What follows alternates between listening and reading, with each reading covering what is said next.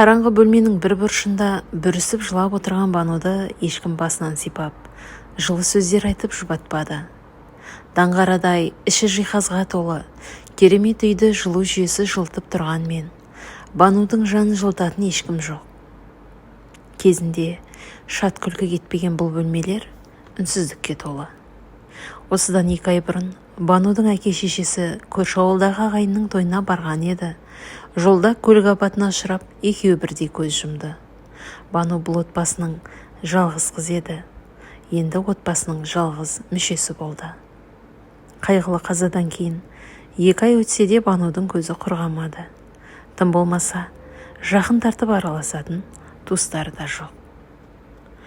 Бану 11-ші сыныпты биыл бітіреді. Өзі ай десе аузы, күн десе көзі бар. Талшыбықтай, қасы көзі қиылған қазақтың қара домалақ сұлу қызы. Мектепте жігіттер қызыға, қыздар қызғана қарайды. Қолынан өнер тамған, киім пішу, тоқыма тоқуды анасына меңгерген. Анасы екеуі тіккен киімдерін тіпті таласып сатып алып жататын еді ауылдастары. Өлінің артынан өлмек жоқ емес пе? Келесі күн таңертең Бану өз-өзіне келіп, болашаққа жоспар жайлы ойланды. Көрші ауылда ағайын туыстары қызды жалғыз қалдырмай, өз үйіне тұруға шақырды. Бану келісе кетті. Үйін құлыптап, сатылады деген тақтайша ілді. Керек жарағын алған ол бірден автобусқа қарай тартты. Әкесінің ағайынды інісі Мұрат аға өте ақкөңіл кісі екен. Банудың халін сұрап, жұбатып, жақын тартып жатыр. Ал жеңгесі Сая, іші тар, қызғаншақ адам екені бірден білініп тұр. Банудың сәлемін алмастан, алакөзбен бір атып, жақтырмаған даусымен шайға шақырды. Мұрат пен Саяның 2 баласы бар. Үлкені 5-ші сыныпта, кішісі 2-ші сыныпта оқиды. Бану жеңгесінің мінезінен сескеніп, өзі қысылып, сасып қалды. Бірақ Мұрат ағаның жылы шырайын көріп, жаны қайта жай тапқандай болды. Осылай күндер өтіп жатты. Жаңа мектепке орнығып, достарына да үйренсе бастаған Бану, кішкене болса да қайғы мұңнан ажырағандай болды. Күнделікті үйдің жұмысын Сая Банудың мойнына артып қойды. Сабақтан келе сала, Бану осы үйдің отымен кіріп, күлімен шығатын болды.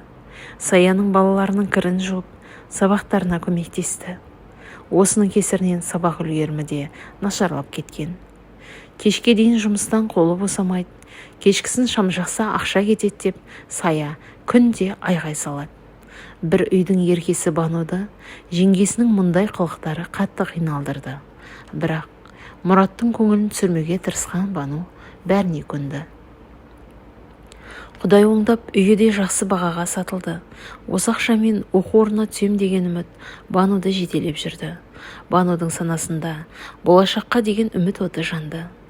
Үйдің ақшасының біразын Мұрат ағаның балаларына киім-кешек, ойыншық алып беріп, қалғанын чемоданына салып тығып қойды. Түн жарымда Саяның айғайы естілді. Ұры түсті, ұстаңдар! Деген дауысты естіген Бану жүгіріп шықты. Сая жерде Банудың чемоданын ұстап отыр екен. Банудың бар арманы, үмітінің соңғы жібі үзілгендей болып, жерге отыра кетті. Көзінен тамған жастары бірінен соң бірі үзіліп жатты. Ешқандай ұры келмегені айдан анық еді. Саяның қулығы тағы да жүзеге асып кетті. Әттең, қолмен ұстамаған соң оны айыптауға ешқандай дәлелі жоқтығын, ешқандай дәрмені жоқтығын сезінді. Сиырының ақшасы, үйінің ақшасы, арманы, үміті, сенімі бәрі көкке ұшты. Тек бір апта өтпей жатып, Саяның кредитке деп алған қымбат жиһаздары, кредитке деп алған қымбат тон, қымбат етігі осының дәлеледі. Мектеп бітірген соң Бану ойланбастан қаладағы Сара деген бұрын бірге оқыған құрбысына қоңырау шалды. Қалаға жақын күндері баратынын ескертті. Сара да құрбысының келуін күтіп жүрген еді, қуана-қуана қарсы алатынын айтты. Қала, зуылдап жатқан, бітпейтін, таусылмайтын көлік. Автобустан аузы ашылып, жан-жағынан жатырқап түскен Бануды Сара алыстан-ақ таныды. Тек Сараны тану мүмкін емес еді. шашын сарыға бояп, қысқа белдемшесі желбіреп, биік өкше туфлиін анық-анық басып келе жатқан қызды Бану бірден танымады. Жақындап келгенде ғана көрген ол, мойнынан құшақтай алып жылап жіберді. Сара әке-шешесіне көңіл айтып, жолдың жиегінде тұрған көлікке меңзеді. Құрбысының көлік айдағанына тамсанған Бану шын жүрекпен қуанды. Екеуі Сараның пәтеріне келіп, 3-4 сағат сырласты. Бірін-бірі қатты сағынған құрбылар шай ішіп отырып, бір жылап, бір күлісіп өткенді ой елегінен өткізді. Бану өкінішке орай жоғарғы оқу орнына түсе алмады. Қатты қамықты. Бірақ бір жағынан жұмыс істеп ақша тапсам, кейін оқып алармын деп те ойлады. Сара таныстар арқылы Бануды даяш етіп жұмысқа орналастырды. Күндер, айлар өтіп жатты. Қаланың жайына үйреніскен Бану жақсы ақша таба бастады. Ақшасын Сараға беріп тұрды. Сараның өзі әншеді, түнделетіп, мейрамхана, дәмханаларда өлең айтып, нәпақасын тауып жүреді. Қалтасында әрқашан ақша жүреді. Жұмыс, үй, жұмыс. Осы екі арада ғана жүретін Бануды Сара бір көңілін сейілтіп, достарымен болатын кешке алып шықпақшы болды. Сараның жүздеген көйлегінің ішінен ең әдемісін кигізіп бояндырып еді, Бану керемет жайнап шыға келді. Алғашында келіспей қойған оны құрбысы күштеп үйінен шығарды. Сараның достары өзі сияқты ашық жарқын екен. Кезек-кезек ән салып, көңілді отырды. Бану да енді үйренсе бастады. Әшейінде ауыз жаппас Нұрлан бұл жолы бәрін таңғалдырды. Аузына сөз түспей қысылып отырды. Мұның себебін бәрі түсінді дейм. Бірден вальс қойды. Нұрлан Бануға жақындап келіп, биге шақырды. Екеуі бұл биді үнсіз биледі. Бірін-бірінен ұялып, бір қызарып, бір бозарып тіл қатыспады. Нұрлан әнші жігіт, өте сымбатты, сыпайы, нағыз ер жігіт екен. Негізі Сара екеуі Нұр Сара атты дуэт құрған. Бірге көптеген тойларда елдің батасын алып, керемет дауыстарымен тамсандырып келеді. Ал Сара сырттай Нұрланға ғашық. Мұны Нұрлан сезеді, бірақ Сараның қыңыр мінезін онша ұнатпайтын еді. Енді міне бір көргеннен Банудың сұлулығына, биязылығына байланып қалған Нұрланның көзінен махаббат ұшқыны байқалды. Сара да бұны байқап, қызғанып, іші оттай күйіп жүр. Мектеп кезінде де Сара ұнатқан жігіттер Бануға көңілдерін білдіруші еді. Тағы да солай болды. Бану да білдірмегенмен Нұрланды бірден ұнатып қалды. Кеш біткен соң Сара мен Бануды Нұрлан шығарып салды. Сараның Бануға деген көңілі суып кетті. Бұрынғы қайырымды Сара енді жоқ. Киімін қызғанып, болмашы нәрсеге сөйлеп, қабақ шытатынды шығарды. Бірақ махаббаттың торына іліккен Бану оған мән де бермеді. Арман мен қиялда ұшып жүрді. Бану мен Нұрланның арасында махаббат өрбіді. Күнделікті кездесіп, айлы түндерде қала көшелерін кезетін болды. Нұрлан домбырасын әкеліп, «Банужан, екеуміз үйленгенде саған беташар жырын өзім шырқаймын. Тыңда, міне, былай. Тұра тұр, бетіңді мынамен жаба тұр», деп киімін жауып қойып, «Айт келін-ау, айт келін» деп шырқай жөнелетін. Көшедегілер таңырқапты, тамсанып қарап өтетін. Бану киімнің астында ішек сілесі қатып күліп отырады. Құшақ-құшақ гүлге Бануды қарық қылды. Екеуі ғашықтар көлінде жүзді.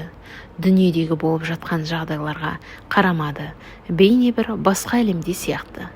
Сара болса Бануды жек көрген соншалықты тіптен одан құтылудың жолын қарастыра бастаған еді. 8 наурыз еді. Нұрлан Бануды кешкі 8-де орталық паркке шақырды.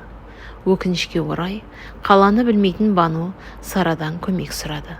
Осыны пайдаланған Сара ойланбастан басқа парктың мекен жайын сызып берді. Әдемі киініп, дайындалып Бану кездесуге шықты. Саябаққа келген Бану кіреберіс есікте ұзақ күтіп қалды. 1 сағат, 2, 3 сағат өтті. Нұрлан келмеді. Қараңғы түсіп қалған еді. Ал Сара бұл кезде Нұрланға телефон шалып, Банудың басқа жігітпен кетіп қалғанын, оған сатқындық жасағанын айтты. Нұрланның қызғаныштан көзі қарауытып, естігеннің бәрін шын көріп тұрды. Бану қатты тоңып, көзінен жас тамшылап подъезге жақындап келе жатты. Нұрланға ашуланып, бір жағынан бір нәрсеге ұшырап қалды ма деген ой көңілінен кетпеді. Кенет бұрылыстан шамын жақпай ұшып шыққан көлік оны қақты да кетті. Көзін ашса, палатада жатыр екен. Жанында медбикеден басқа ешкім жоқ. Аяқтары қатты ауырып тұр. Жай басын көтеріп қарап еді, есінен там қала жазады. Екі аяғын тізеден төмен кесіп тастапты. Бар даусымен айғайлап жылай бастап еді, медбике құшақтап жұбатты. Қайтсын, жанында демеу болар ешкім жоқ. Медбикенің аяныш сезімі еріксіз қызды құшақтап жылы сөздер айтқызды. Аспан жерге түскендей, бүкіл әлем одан теріс айналғандай еді. Бір апта жатты. Осы бір аптаның ішінде ешкім келмегені жанына батты. Әттең, әке-шешем-ау, жанымда болсандар, жылы құшақтарыңмен жылдар едіңдер. Мейірімдерін сағындым. Неге мен? Бір кезде мейірбике сүйінші сұрағандай, Бану, жігітіңіз келіп тұр, деді. Өз құлағына өзі сенбеген Бану ұшып тұрайын деді, бірақ аяғын көріп, көңілі қайта түсті. Палатаға кірген Нұрлан Банудың жанына ақырын жайғасты. Бану қуанып, қолынан ұстайын деп еді. Нұрлан қолын тарта қойды да, қалайсың, деді. Өзің көріп тұрсың ғой, деп Бану жылап жіберді. Кешір Бану, мен қоштасуға келдім, деген Нұрланның сөздері жығылғанға жұдырық болды.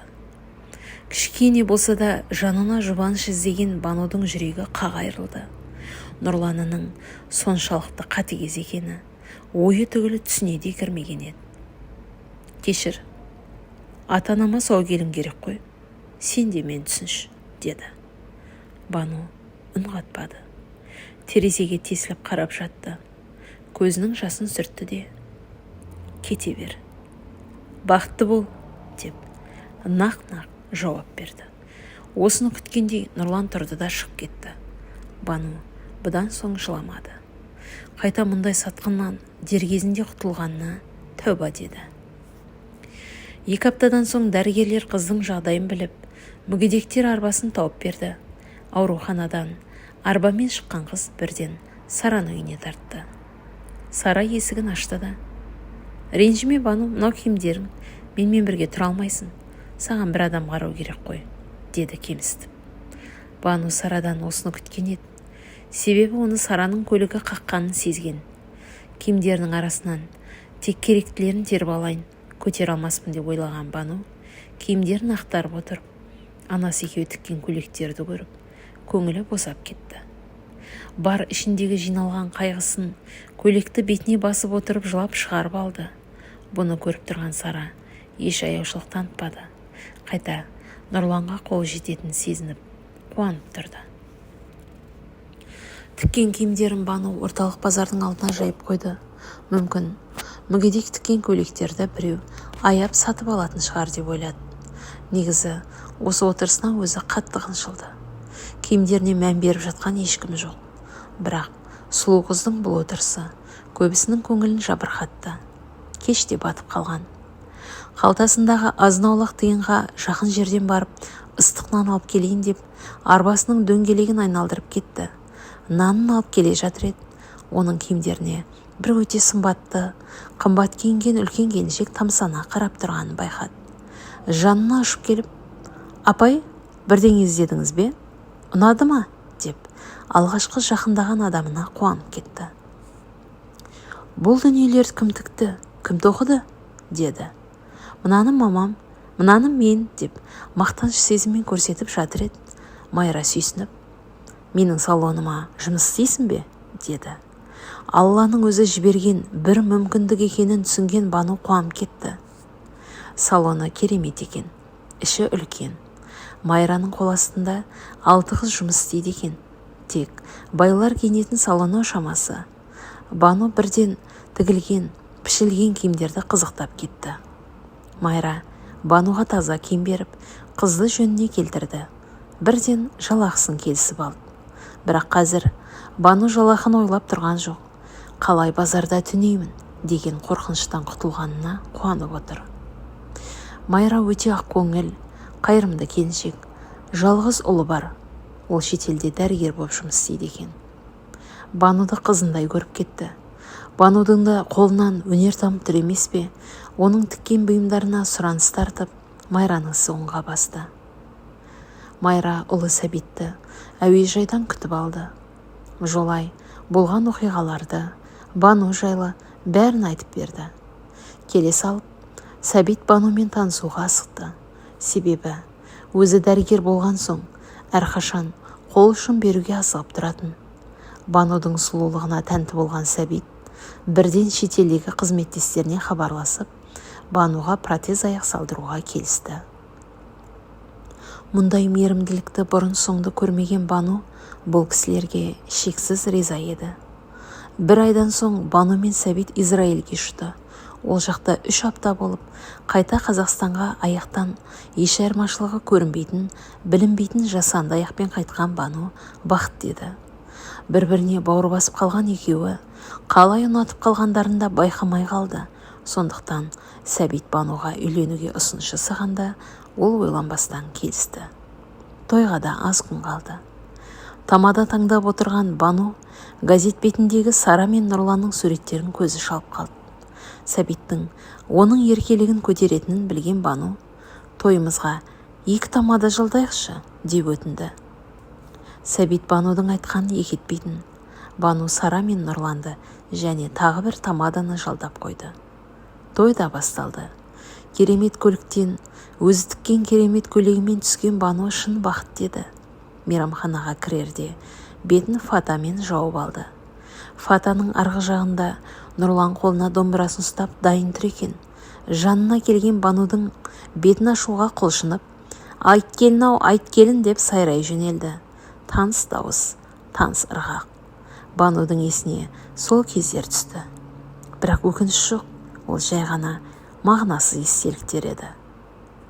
Осы отырған ағайынға бір сәлем деп, шабыты тасып тұрған Нұрлан домбырамен фатаны көтерді. Ар жағынан сұлулыққа тұнып тұрған Бануды көргенде суық суды бастан аяқ құйып жібергендей сезінді. Өкініш өзегін өртеп, бозарып, қатты қынжылды. Сара да құрбысының қандай дәрежеге жеткенін байқап, аузы ашылып тұрып қалды. Оның қолынан жұлқып ұстаған Нұрлан киініп, сыртқа шығып кетті. Ол кезде Сәбит пен Бану бақыт вальсында айналып жатқан еді. Дүние кезек бәр өткінші, тек үмітіңді үзбесең болғаны.